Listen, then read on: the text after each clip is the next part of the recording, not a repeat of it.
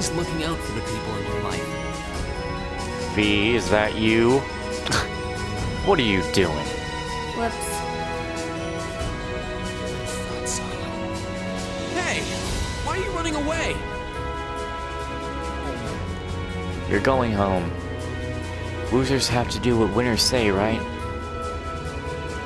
Fine, I'm going. Good boy. Take care, both of you.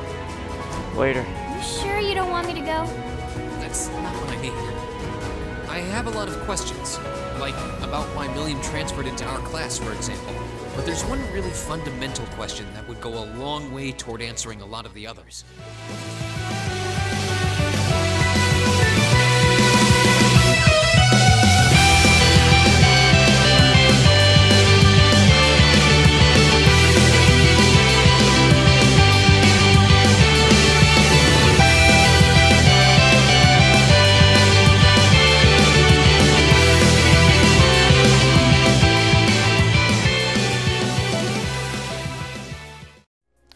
Well, hello everybody and welcome back to Trails of My Complaints. Look, I really do like Trails of Cold Steel so far. Like, I really am glad I came back to the first one after playing the third game's demo. And I really do love it. Really, I do. But for this game, I've complained about how they do the voices more than any other Japanese game I've played. Because they voice very unimportant things in these. And then the important things you voice for 2 seconds. And now for this was not voiced originally. Like, when I talked to them, this was not voiced. It wasn't. The only ones that were voiced on the Courageous was Sarah and Toval, and the Vander guy, and Prince Albert. This was not voiced. So, you voice it now. Why were the voices not there beforehand?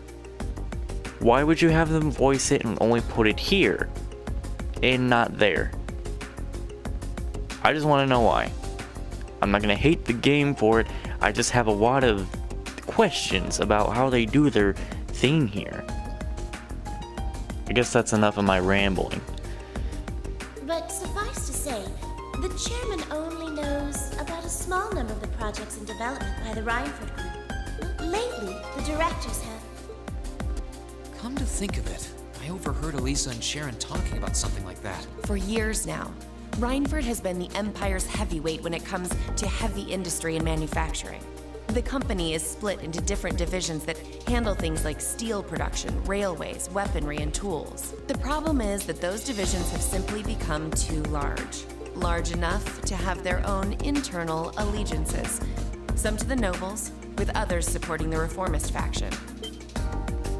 Are you serious? So even companies are taking sides. Gracious. I'm sure Irina Reinford is aware of this to at least some extent as the company's chairman, but the self-supporting accounting system she introduced has the side effect of granting each division a long leash. Because of that, I doubt even she has a full grasp of the situation. What if she's in on it? So, the first factory you guys have your sights set on for that inspection is aligned with the noble faction, I assume. You assume correctly. And the provincial army is doing everything it can to stop us from carrying out that investigation. That's what led to this evening's quarrel. I imagine Chairman Irina is currently doing her utmost to rein in all the divisions and get them back in line. The thing is, when she seized control of the company 5 years ago, she had to rely on support from both sides. Being indebted to them like that, I have my doubts she'll be able to target the underlying problem. It's sounding shadier by the minute. You can say that again. The situation seems even more dire than I thought. And while all this is going on, the factional conflict keeps burning hot across the rest of the Empire. I've told you as much as I can right now. Tensions are mounting all over the country, but Ruhr has an extra fuse of its own. Try to gain an understanding of the crisis unfolding here. Then do your best to stay out of it. Whatever other lessons Class 7 takes away from this field study, I hope that ends up on the list. I wish you the best with the remainder of your field study.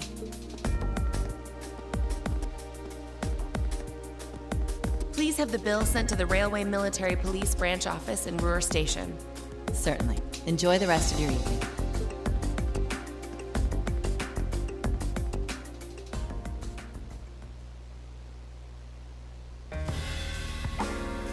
Wait! The bill! Looks like she just picked up our tab. She gave us some good intel, too. For free, even. I can't just go running after her now. Looks like we owe her one. So, you like the mature type, huh? She's sorta like Sarah. Except responsible and composed. Yeah, well, see, the difference is I like Sarah, and I don't really have any liking to Claire. You can say that again. Oh, crap. Oh. Must be yours. Schwarzer speaking. Hello? Reen Schwarzer speak. Green, what are you doing? What did Huh? Oh, it's just you, Alisa. What do you mean it's just you? Is it true some girl invited you out for a night on the town? Oh, Sharon, why? Whoa, hold on. A late night date? I thought you only had eyes for me, Reen. Not even close, see. I mean, Crow. I'm still looking at you, boy. I know it. Anyway, good job, kiddo. You better spill all the details later, huh? We haven't seen C in a while, and he didn't step out of the cockpit of the vehicle when he was talking, so that could have been recorded. I ain't dumb. He'll do no such thing. No, I'm sure there's nothing to worry about. He was with him too. Still, it was rash of you to go out on your own without at least consulting us. This is what I was trying to avoid. Ready to head back? Yeah, I think that'd be for the best. We're gonna get in trouble.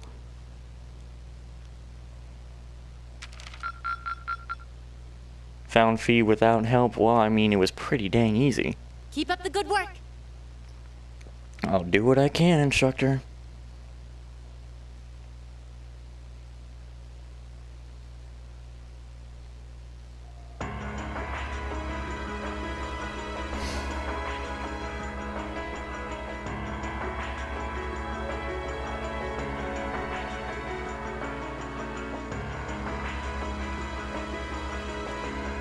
What are you planning? The time has come. First hype, then crossroad. Now we'll show you the third to lead us on conviction. As you wish. We'll hit him so hard, they'll be picking up the pieces for weeks. You heard the boss, man. Tomorrow's a red-letter day for us. A real do-or-die moment, in every sense of the word. All our preparations will be rewarded soon, when we sweep in and take the Chancellor's head. Keep your eyes on the prize, and give it all you've got! Yeah!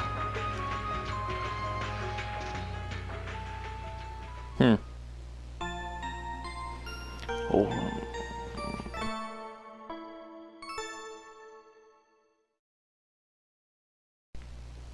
No.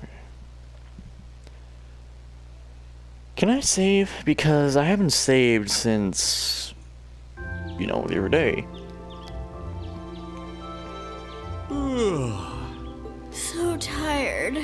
The air here is so fresh, especially for a city with this many factories. It must be because we're up in the mountains. I'll say, compared to the capital, the air quality is pristine.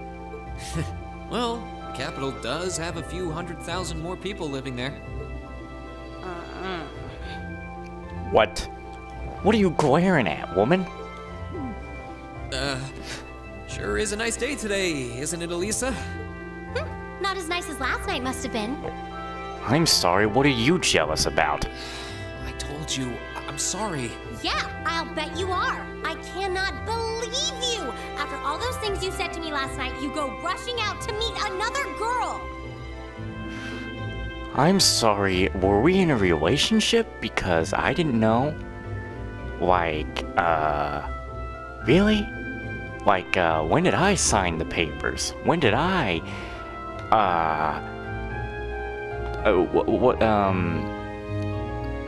when did I put the ball and chain on, huh?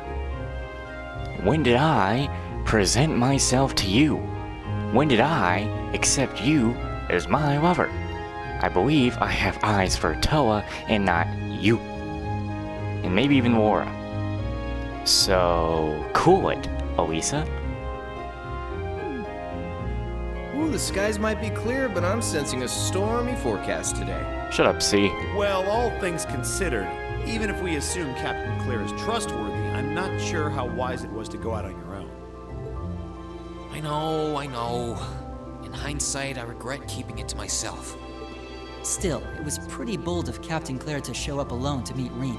Even dressed down, I wouldn't have thought she'd go out alone with the Provincial Army on patrol. I'm guessing she's more than strong enough to handle herself. Not sure what her weapon of choice is, though. I wish I could have seen her all dolled up, though. But she was a real knockout. Come on, that would put a spring in any man's step. I don't blame you for sneaking out alone. Oh! Quit with the glaring. It's not like I knew she was going to show up wearing a cocktail dress. I swear.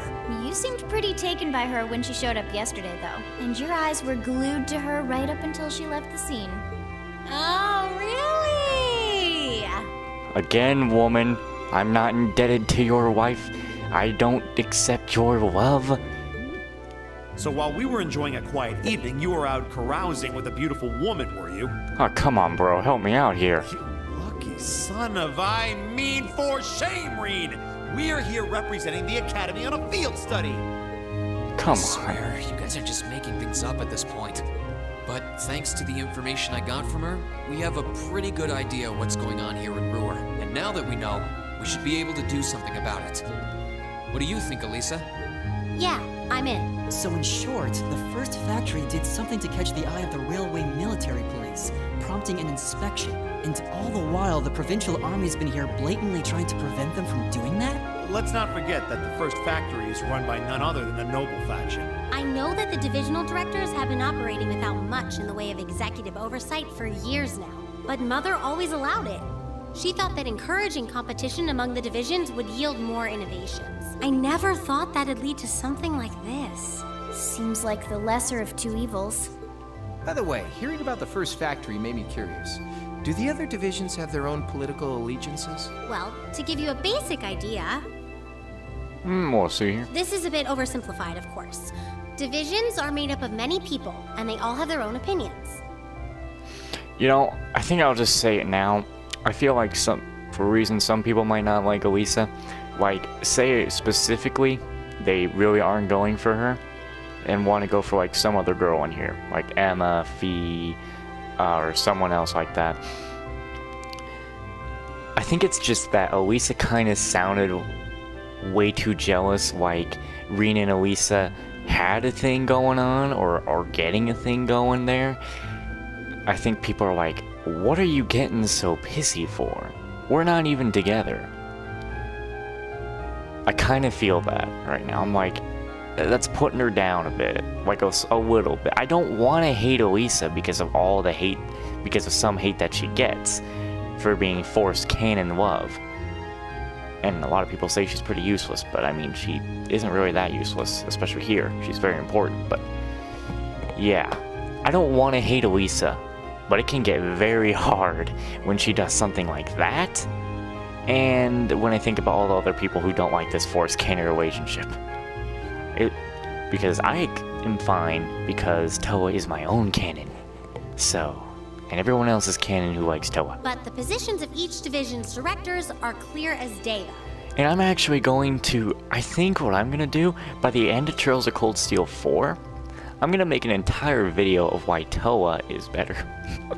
I probably might, because I see lots of reasons for Toa to be better. The first and second factories in particular have had a pretty fierce rivalry going on between them for years. But even still, I wouldn't have expected the first factory to do something flagrant enough to prompt a military inspection. Neither would I. Alright, we're gonna do whatever it takes to get to the bottom of this. And when we tie this up all nice and neat for her, even my mother will have to admit she's grateful to us. And she won't. Sounds like a plan. That's the spirit. Offhand, I'd say this falls under the scope of our field study too. Thanks, everyone. Sounds like we're in for a ride. Anyway, let's take a look at the field study tasks Sharon gave us for today. Let's see. We have our last 2 side quests and our last actual request. I think this is our last actual request. A Hydra. Take out 1, you get 6. Yeah, I think we can handle these. They're the last ones, so if we can't do it, I'm a failure. It's still 8 a.m., so we have plenty of time to work our way through the list. And while we're doing that, we can ask the people we meet about how things stand between Reinford's divisions. Look alive, everyone. It's time to get to work. Time to finish these. Roger. Gotcha.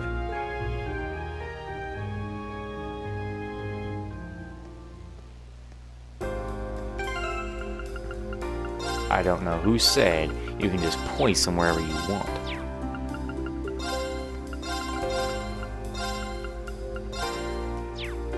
Even since the beginning, like, I don't know. I don't want to hate Alisa, but that event right there, that whole thing she was getting mad about, actually, I am actually a bit standoffish now. Because, like, why does she have to get so mad about it? I mean, it can be that it's because, you know, she likes him, she doesn't want any other woman after her man. But she made it sound like they were already in a relationship and he went out to go see some other girl. And I'm just like, okay, I think you can, you know, calm it down. And just whoever else agrees with me on that point, please do comment down below. And tell me if that's a point where you were like starting to dislike Alisa, because I would actually like to know the reasons why people dislike Alisa and why they like her. Why some people are okay with her being canon, why they wanted her to be anyway, and why people really don't want her to be canon. And I don't want anyone to say, oh, I don't want her to be canon just because I like this girl. I want to know why you don't want her to be canon normal. Like, I don't want you to say it because you like Laura and you want Laura to be the canon one. You don't want Alisa to be. I just want to know why you dislike Alisa and why you would prefer it if she was not the canon love.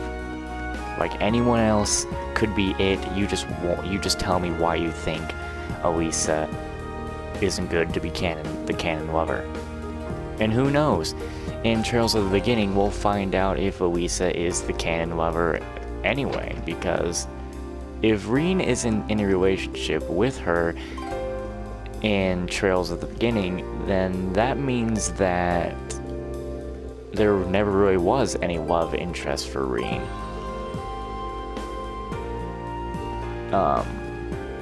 I bet that would probably anger people. But now, what's gonna... I can already tell you, like in Trails of the Beginning, like, just wait for people to get angry that the female protagonist is stuck with this guy that people don't like, or that the male protagonist is stuck with the girl that they don't like. Or hell, what if the two protagonists get together? I actually wonder if that would be a romance option, actually. Could be, could not. But still, like, things like this. It's kind of exactly what happened to me with Ruby. I love to watch Ruby and stuff like that. And I love to play the game. But as soon as Bumblebee started getting really toxic in like chapter, like volume 6, I think it was, that's when I just started to get pushed away and I didn't want to watch it anymore, because even then, like, volume 5 wasn't doing all that great and people didn't like volume 4 all that much.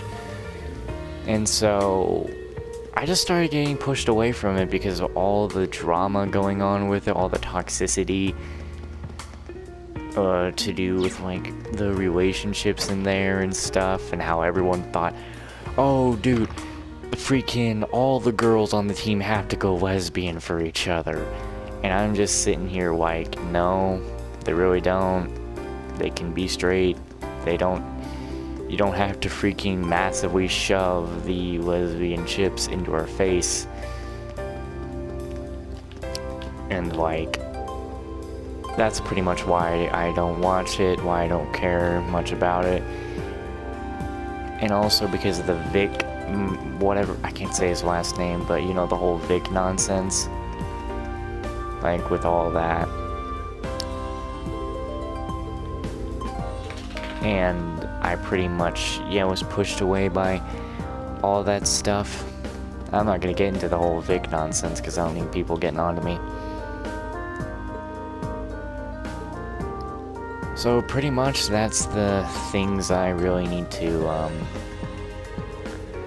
that was pretty much what was related to Alisa, because talking about that, when you read a bunch of stuff, when you see a bunch of stuff to do with someone, characters, or show, someone's opinions can actually really ruin someone's view of something and push them away. I feel like even there are more people than me who were pushed away from RWBY because of what happened during Volume 6, the recent volumes, and the Bumblebee ship being pushed so much, and people are like, oh god.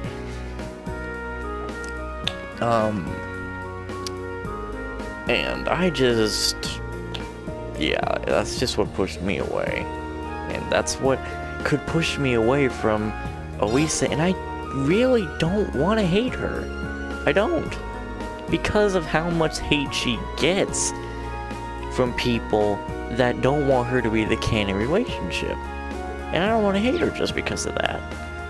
But it's hard to not dislike her when she starts to do things like she just did.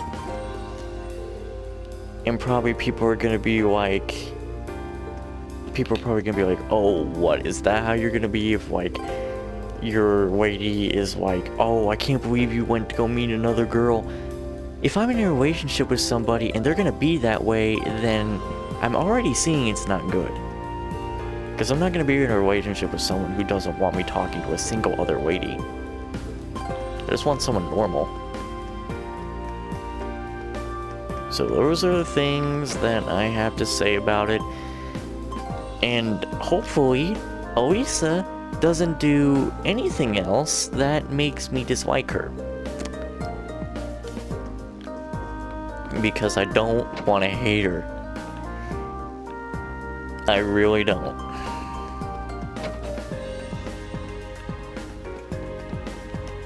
But I feel like it's just a constant thing of her. Never mind. But again, like, I can see the shipping for both Rena and Alisa in the story a lot. More than the little Bonnie events, which, you know, you can just gather it from your own thing of characters that you like. Because for me, I see Toa better for many reasons. And I'm not going to get into that until much later into the series.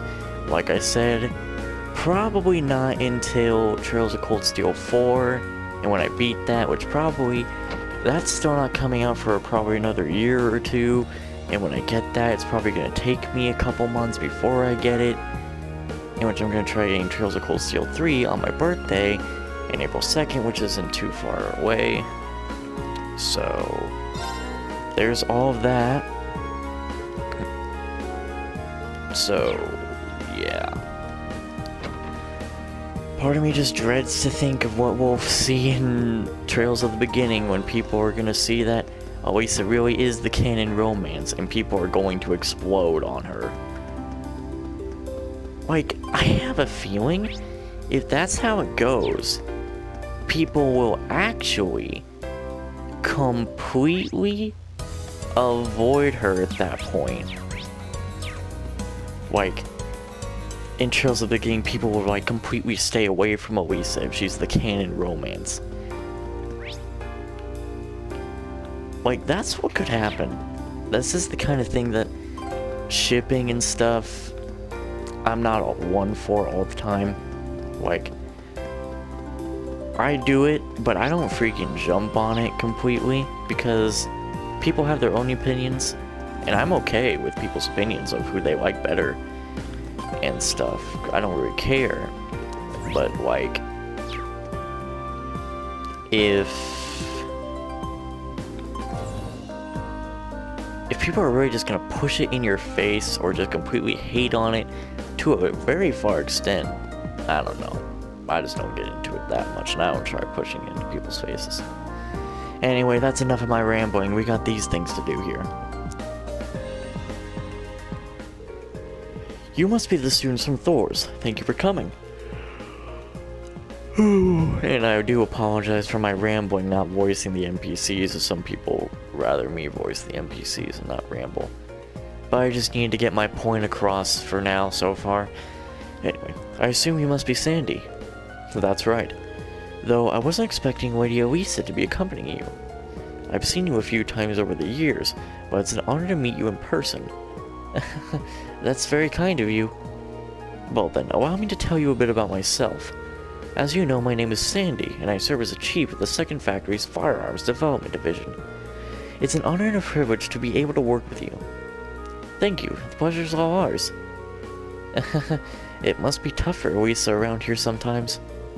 Yeah, she's practically a celebrity here in Ruhr.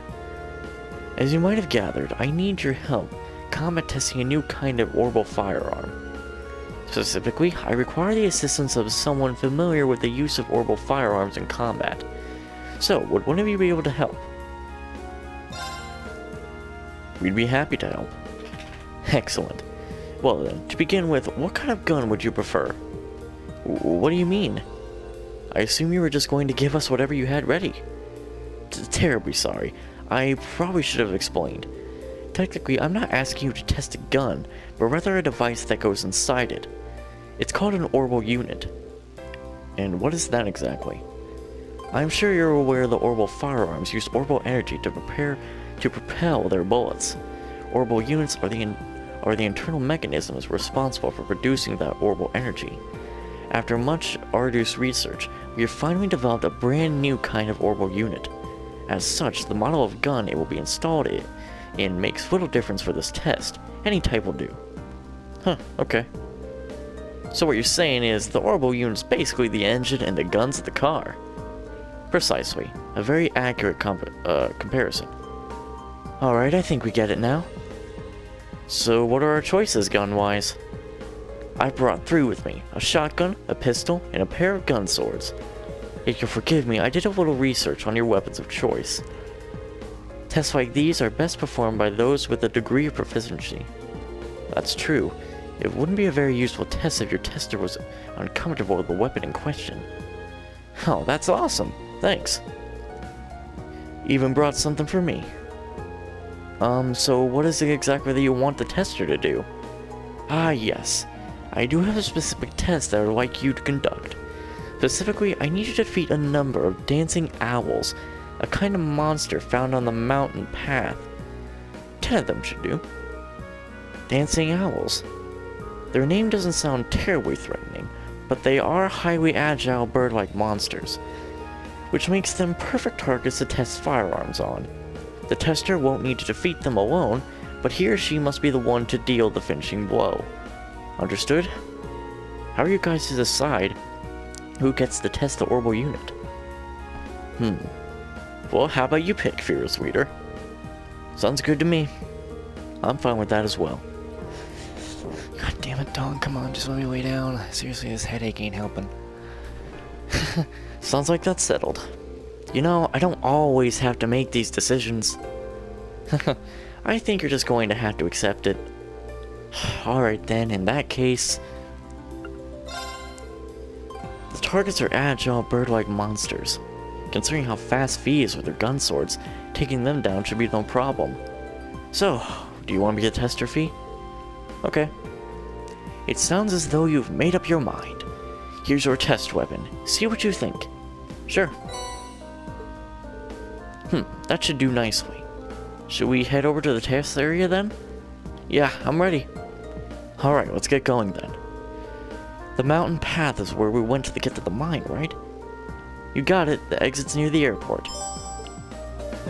Shots fired. How good is Black Raid anyway? Better than what we have on, I guess. Hold on. Causes death. Wow. Now that's a good thing. Anyway, we're gonna go grab our other quest before going out there though. And that is down in Residence 1. Up here anyway.